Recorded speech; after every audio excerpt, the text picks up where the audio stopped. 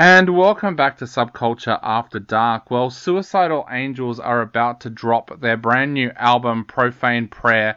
So we thought tonight we would actually get Nick from the band on the phone to chat a little bit about this amazing brand new album. Welcome to the program, Nick.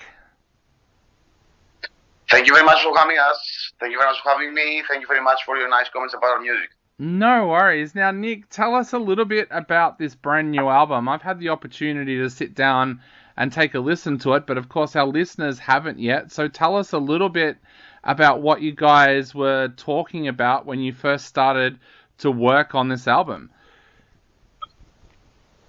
Actually, it took us around 4 years to release a brand new album because of this COVID situation, also these wars here in the European situation, in this European territory. But we're back on track. And we are totally excited about this new album. And for example, just imagine that on the year 2020, we're even planning to come over to Australia. Awesome. But unfortunately, the borders closed, everything closed down, and we didn't have a chance to come over there. Yep. But hopefully, with this new record, we're gonna manage to conquer this continent of yours. That would be absolutely awesome. So, Nick, going back to when you first started working on this album, did the band talk about any goals for this album? Was there anything that you wanted to see happen on this album when you first sat down to work on it? Actually, with every album, we try to evolve, to move forward our music. We don't want to stay steady in a pattern that we did in the past. But there is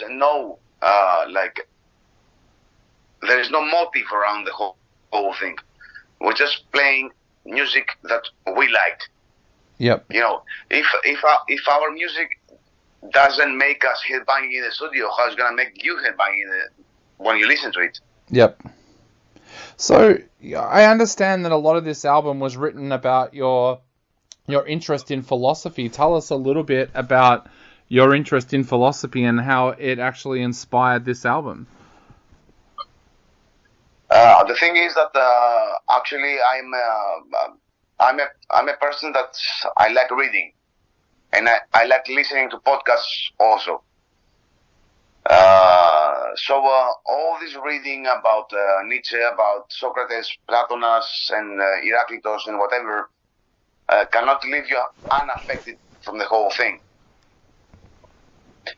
So it's very, very simple and easy for me to say that this album was actually, lyric-wise, it was totally affected from these philosophy themes, facts, and perspectives about the life nowadays. Yep. As you mentioned before, there's a lot going on in the world at the moment. Did you find that when you sat down to work on this album, you were thinking about what you had read when it comes to philosophy, but also thinking about the current world that we live in at the moment? The whole thing in the world right now cannot leave you unaffected. Especially in Europe, because the whole thing is happening in Europe right now, cannot leave you unaffected. I mean, I'm talking about the people, the everyday people, that they go to work, they have to work, and they have to go to the supermarket, and they have to pay the bills and everything. Everything is going up. And they have to manage and they have to cope with the whole thing. And all these wars and all this stupidity around these wars and in this world affects common people. Yep. And that's unfortunately. Yeah. Yeah. Unfortunately. Do you think that a lot of people... This is something that needs to be solved somehow. I mean, like, sit down and talk. You don't have to throw bombs. Do you think a lot of people out there will listen to this album and realize that you're talking about their everyday life? Because I found when I sat down to listen to this album, I found that it spoke to me personally. Was that something that was in the back of your mind when you sat down to work on this album? Every time that we release an album or we create an album, I want to throw something. I want to throw something to the people to think about it. That's how it works. Yep. Yeah. I don't want to write lyrics for serial killers or whatever, or pink elephants or white elephants or whatever. It's like personally, I would like to throw something that would like to make people either think or take them a step forward. Yep. You know what I'm saying? Yeah, definitely. I also understand that before you started working on this album, you had bought a lot of work of Edgar Allan Poe. Tell us a little bit about those thousands of pages that you were able to buy, but also how that influenced the album as well. Can you say that again? I understand that you bought thousands of pages of Edgar Allan Poe's work. I was wondering if you could tell us a little bit about what was on those pages, and also whether there was any inspiration from that in this album as well. No, because I haven't finished the book yet. Yep.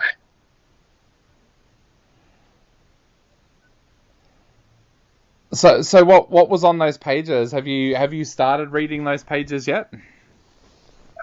I started a bit, but the album was not affected about that. Yep.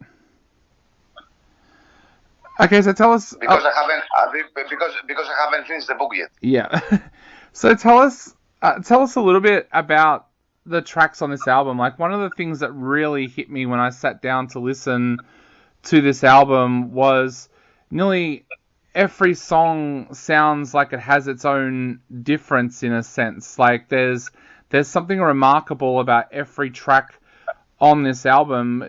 What was that like going into the studio and working on an album where every track has its own personality like this? The thing is that I am bringing in the music. I bring in all the riffs, all the music, and all the lyrics, and we cook the whole thing together with the band. And the thing is that how can I say that? It's like 9 different songs with 9 different personalities. I think I have to go to the psycho doctor. Yeah. Just kidding. Yeah. Just kidding. So was that something that you talked about before you went into the studio, or was that something that kind of organically happened in the studio as you were working on each track? No, it just happens. I mean, like, it's like I bring in the main idea, we work it on it, and then we say, like, okay, that's good, that's not good. And there is a time that maybe we practice a song like for a couple of months or 3 months or whatever, and then in the end of the day, we just like, no, it doesn't work. There were 2 songs. So yeah, go ahead. Sorry. No, just throw it. Yeah. I was going to say there are 2 songs on this album that I really wanted to talk to you about. I wanted to talk to you about Deathstalker, an absolutely amazing track with some additional vocals coming in there as well. Tell us a little bit about the development of that track. Uh, when you go to a bigger track, like in duration, there is a very thin line between making it interesting or making it boring. So we worked a lot on the details of the whole thing. And we have like additional vocal tracks from Sakis of Rotting Christ and Eftimis from Nightfall and Fotis from the ex-drummer of Septic Flesh. But this didn't happen. This didn't happen like on purpose. I mean, like when I went to the studio to record the vocals for Deathstalker, Sakis was already there.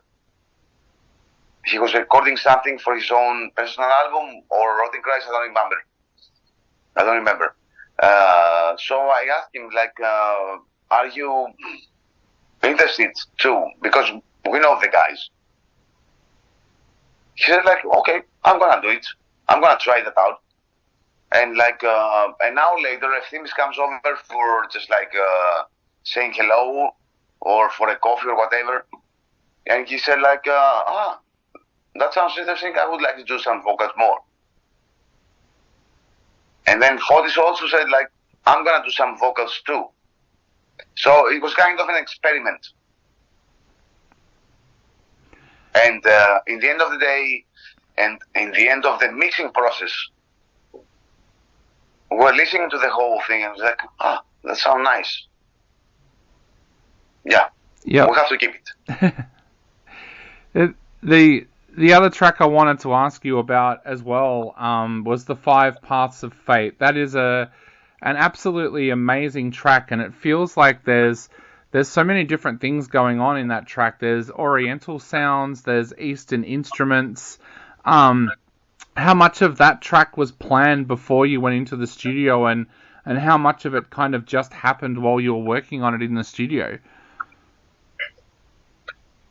As I told you before, nothing was planned. Yep. Also on this song, I mean, like okay, I had the main riff and the verse, the chorus, and the whole thing in the middle, and I was like, this could sound a bit different, adding something else. And I was thinking, like, okay, let's try that instrument, let's try this Oriental stuff, let's try that.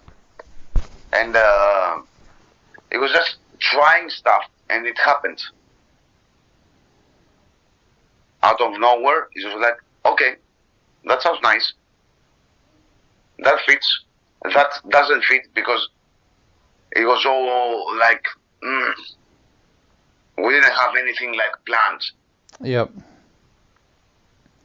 Because with all this experimental stuff, first you have to listen before you add it on a song.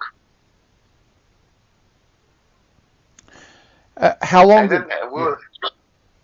Yeah. Yeah. How long did it take you to put together that track? It's a 9-minute marathon.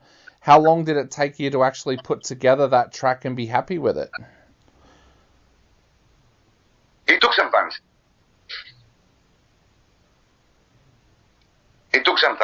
Yeah, it was like it was not like in one day.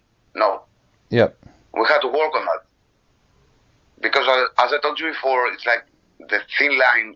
There is a very thin line because there is a thin line between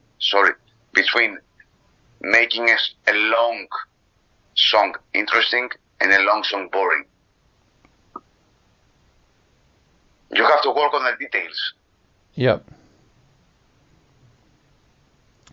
This album also sees you return to Nuclear Blast as well as a record label. Tell us a little bit about what it's like back working with Nuclear Blast and how did that reunion happen? It's very simple. Our previous label was just kind of breaking down, and we were searching for a label to bring out our new album. I mean, like, we were in Nuclear Blast anyways before in 2009. So reached out to them, and it was like going back home. Yep. Nick, you mentioned before about coming to Australia for the tour with this album. I was wondering if you could tell us a little bit about what it is about Australia that makes you want to come here, and also have you got any dates or times in mind for when the Australian tour might happen? Not yet. There are no dates yet. Before this COVID pandemic happened, we had some offers from Australia to come over there. But this whole pandemic thing left us behind. Left us like in home, nothing was happening. So the whole plan was postponed or cancelled. Yep. And we really hope with this new album that we come over to Australia again. Not again, like for the first time. Yeah, definitely. I live in Melbourne, which has one of the largest Greek populations outside of Greece. Were you aware of the large Greek population here in Australia? Yeah, there are a lot of Greek people living in Australia. Also in the States, also in Germany. Yep. We definitely want to come over there. Awesome. Well, we definitely... And we hope to come over there. Yep. Well, we definitely can't wait for that tour. Nick, I know we're running out of time very, very quickly, so I guess to finish off, what would you like to say to people out there who are about to sit down and take a listen to this album for the very first time? Say that again? What would you like to say to our listeners out there who are about to go out and buy this album and take a listen to it for the first time? First of all, be safe, be healthy, open up your ears, and we're coming for you.